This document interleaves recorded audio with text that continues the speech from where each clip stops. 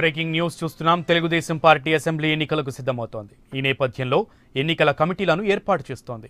ఇందులో భాగంగా కీలకమైన మేనిఫెస్టో కమిటీని పార్టీ అధినేత చంద్రబాబు నాయుడు ఖరారు చేశారు. మంత్రి యనమల రామకృష్ణుడు కన్వీనర్గా 15 మంది సభ్యులతో మేనిఫెస్టో కమిటీని ఏర్పాటు చేశారు.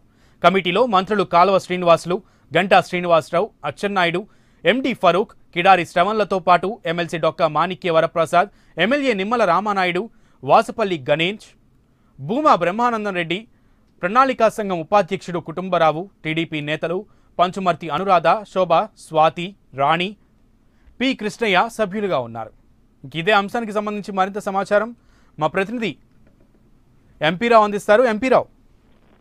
సునీల్, తెలుగుదేశం ప్రభుత్వం పూర్తి స్థాయిలో వచ్చే ఎన్నికల కోసం సిద్ధమైంది. ఇప్పటికే అభ్యర్థుల ఎంపిక మీద పూర్తి స్థాయిలో దృష్టి పెట్టిన ముఖ్యమంత్రి చంద్రబాబు నాయుడు వచ్చే 5 ఏళ్లకు సంబంధించి మేనిఫెస్టో కమిటీని కూడా డిజైన్ చేశారు. ఆర్థిక మంత్రి యనమల రామకృష్ణుడు కన్వీనర్ గా, కాలువ శ్రీనివాసులు కో కన్వీనర్ గా మొత్తం 15 మంది సభ్యులు, అంటే వీరిద్దరూ కాకుండా మరొక 13 మంది సభ్యులుగా మొత్తం 15 మందితో కలిపి టీడీపీ మేనిఫెస్టో కమిటీని ముఖ్యమంత్రి చంద్రబాబు నాయుడు ఏర్పాటు చేశారు. మొన్న అంటే 2 రోజుల క్రితం జరిగిన పాలిట్ బ్యూరో సమావేశంలో తీసుకున్నటువంటి నిర్ణయం ప్రకారం 2 కమిటీలను వేయాలని చెప్పి కూడా ముఖ్యమంత్రి నిర్ణయించారు.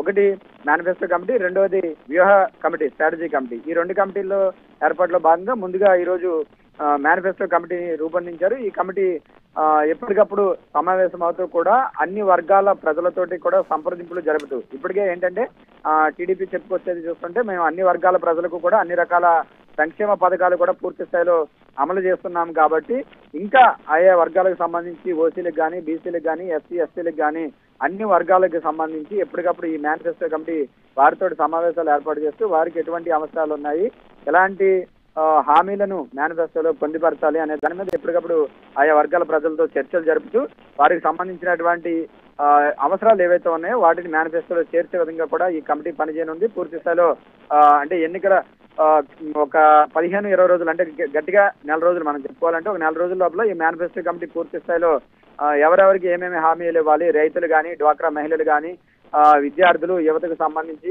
ఎలాంటి హామీలు, ఎలాంటి అవసరాలు ఉన్నాయి అనేది పూర్తి స్థాయిలో చర్చలు జరిపిన తర్వాత ఒక మేనిఫెస్టో కమిటీ మేనిఫెస్టోను రూపకల్పన చేయనుంది.